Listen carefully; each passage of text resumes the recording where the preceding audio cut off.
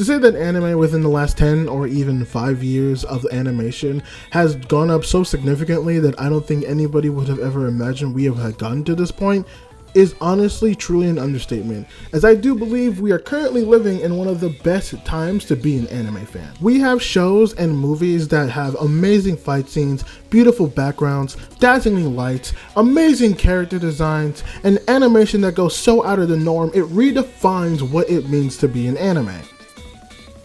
But we're not talking about any of those good projects today. No, today we're going to be talking about an anime that is on the other side of the spectrum. An anime that has baffled everybody in the anime community to show just how bad you can truly make an anime. An anime that has such bad animation for its time, and at the time it came out, things like One Punch Man Season 1, My Hero Academia, Fire Force, and Mob Psycho, along with various other animations, have already been out since then.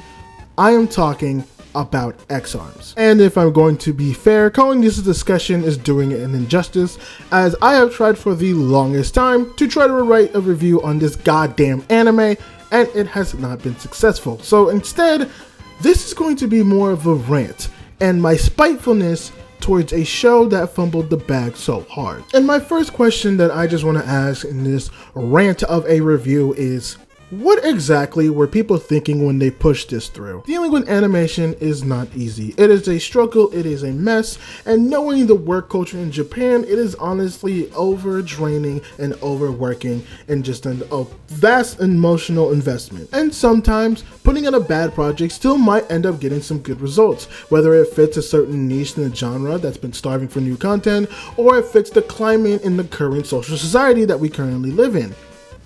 Ex-Arms does none of that, and I constantly wonder why no one stopped this from being put out. Like, no one paused for 2 seconds, looked at this project and said, maybe we shouldn't put this out, maybe this doesn't look good, maybe this is something that if we put this out will embarrass our studio and embarrass the publishers who commissioned it.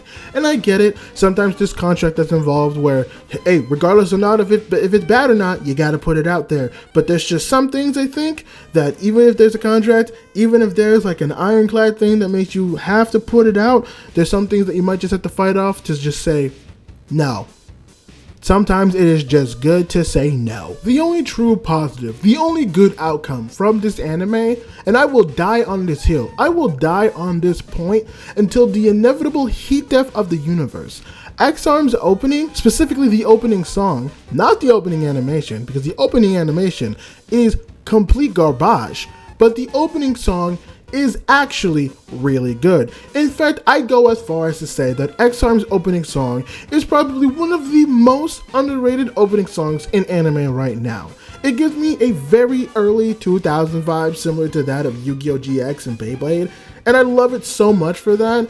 And maybe it's just a lost form and a lost touch, and maybe I'm just old, but I love that feeling very much, and it just made me feel nostalgic. So maybe going into this, I got a little hyped and was very more fast disappointed at the product that I was given. But the thing that makes me most upset about this, the thing that makes me most upset about Ex-Arms and the way it turned out, is that Ex-Arms has a manga, and its manga is honestly not that bad. In fact, I would go as far to say that Ex-Arms manga actually has a lot of good qualities that may not have set it up to be like a big time anime, but definitely popular within its niche. I read a couple of the chapters for Ex-Arms and ended up reading summaries for the rest of the arcs, and honestly, if we ever saw this anime come into fruition in a proper way, this actually would have been a half-decent anime. This would have been an anime that would have fit the niche of, I think, fans of Ghost in the Shell and other cyberpunk-like stories such as those. But it sucks because that potential is there for it to grow in that niche, and it was just dropped. It was fumbled so hard. Now, the series was popular enough to have multiple books within it, with Ex-Vita following the two girls that we see from Ex-Arms, Ex-Arms being the main story that only has 43 to 46 of its own chapters translated into English, and the sequel series, Ex-Arms Exa, that unfortunately got cut due to a mixture of low ratings from the book itself and the bad reception from the anime. When you read the manga, you see that some of the issues that exist within the anime actually still exist within the manga, specifically the pacing of the story and the flat personalities of the characters. But in the manga, it is done to a far lesser degree in severity than it is in the anime. But by far, the biggest difference between the manga and the anime, and obviously the focal point of this video, is the art itself. There is actually a specific scene that I actually want to talk about from both the anime and the manga, because watching it in the anime, me and my friends were laughing at it 20 minutes watching at it because of how ridiculous it was presented.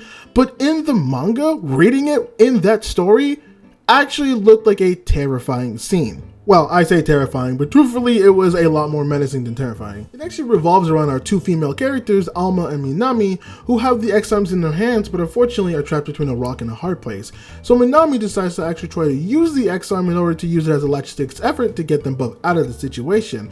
But before they can actually activate it or actually do anything with the X-Arms, one of the protagonists, who is actually in possession of an X-Arm himself, phases through a wall to try to get to Alma and Minami. In the anime, it is by far one of the funniest scenes because it looks like that the antagonist who is phasing through the wall looks like he wasn't even animated and just casually T-poses through the wall with no actual proper animation done to it. It is baffling how you look at that and someone okayed that specific scene, and me and everybody who was watching it died for about 20 minutes because we were baffled that something like that got through like any type of testing. The manga, however, it is done in such a better way because the antagonist, who was using the X-Arm to actually phase through the walls, is phasing through the wall trying to snatch Minami as she's holding the X-Arm, looking out of him and terrified, and it almost seems like he is about to lay hands and kill Minami.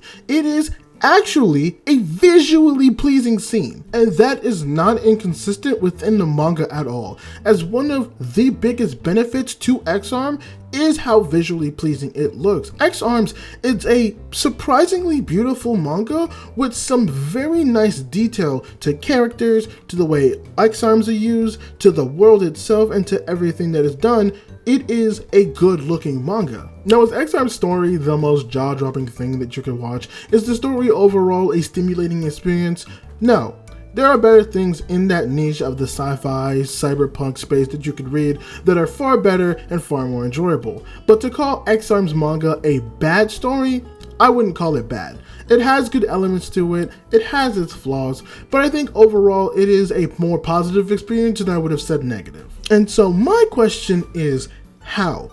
How do you have a manga that potentially sets you up for some sort of success within at least a specific niche, yet you somehow drop it so hard that you end up canceling the series as a whole? And so when looking into it and trying to research everything I could about the manga and X-Arms and the anime and the production and the studio and everything I could possibly find, one word rings in my head that summarizes everything perfectly to me: incompetency. Now, this section of the video actually wouldn't have been possible if it wasn't for the channel Kuick, who actually has a really good video on exactly what went wrong with the X-Arms production.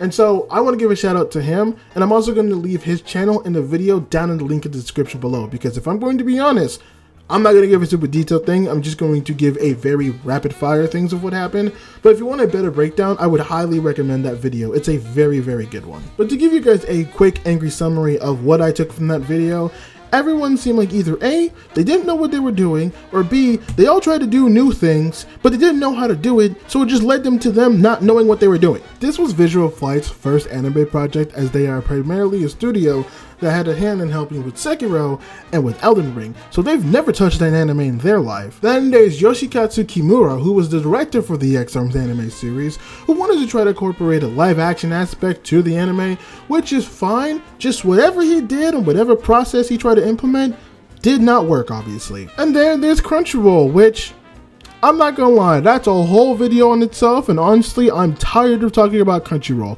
I've already talked about them too much this year, and I'm frankly tired. But when I bring up the term Crunchyroll Originals and you see that whole catalog of messes, apart from like a few hits, Yeah, you kind of understand where I'm going with on that. Now, part of me does actually feel pretty shitty for going ahead and bashing everybody on this, since it was everybody's first project and Ex-Arms was unfortunately the victim of a lot of firsts. It was the first time Kimura directed an anime. It was the first time Visual Flights produced an anime. This was part of Crunchyroll's first batch of Crunchyroll Originals. Everybody had their first here, and obviously it did not turn out very good. On the other hand, there is so much talent here already, and we already know that there were people who were involved in this project, who were involved in bigger projects. It's kind of hard to see why this fell so hard. Not meet expectations? Sure, I can completely understand that with so many people being there first.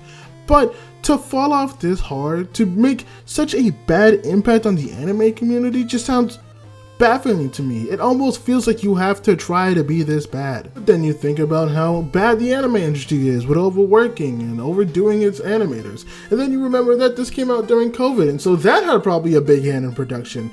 And then you just kind of sit here and wonder, was Ex-Arms just doomed to fail? Because when you think about it, a good enough story can transcend good animation. One of the best examples for me in this is One Punch Man. Season 1 had fantastic, if not some of the best animation for its time. And then when Season 2 came out, it kind of fell out in terms of popularity, but there's still a fan base for it because the story for One Punch Man is really good. The exploration of Saitama and his hero journey is really good. The antagonists are really good. The fights are still really good. There's so much meaning and so much depth, and the ironic just insanity of One Punch Man keeps it afloat despite Season 2 not having good animation. But Ex-Arms obviously didn't do that. Ex-Arms is not a bad manga, like I repeated before, but it definitely does not have the weight in its story, or the interest of its characters, or the amazement of its world to transcend even this bullshit. In fact, I don't know many stories that can transcend this bullshit. I came into this video with lots of hatred and a lot of anger, ready to bash anybody and everybody who had any involvement with this project because I thought they really just dropped the ball that bad. But in all honesty, everything that I've looked into, everything that I've read, and everything I've watched, everything that I have accumulated into making this video has made me realize Ex-Arms is just a tragic test subject. Something had to be the first. Something had to be the one to take the bullet and be the canvas for everyone to try the new things they wanted to. And unfortunately, Ex-Arms was just at the right place at the wrong time. Originally, I wanted to end this video with just cussing everybody out that was involved in the Ex-Arms project. But now, with everything that I've read and the realizations that I've come to, that kind of feels inappropriate to do. And so I kind of want to do a question that kind of has a somber answer. Could we ever see Ex-Arms get a second chance? Could we ever see some studio or some company down the line pick up the Ex-Arms project once again and try to revive it and make it better? And honestly, I don't think so. Ex-Arms unfortunately does not have the interest, the compelling enough story, and attachment to any of the characters and the fan base to ever warrant it ever coming back or getting a revive or getting a revamp of any sort. Ex-Arms will always live in the anime community as one of the worst anime ever created and a harsh lesson on what not to do in your first project.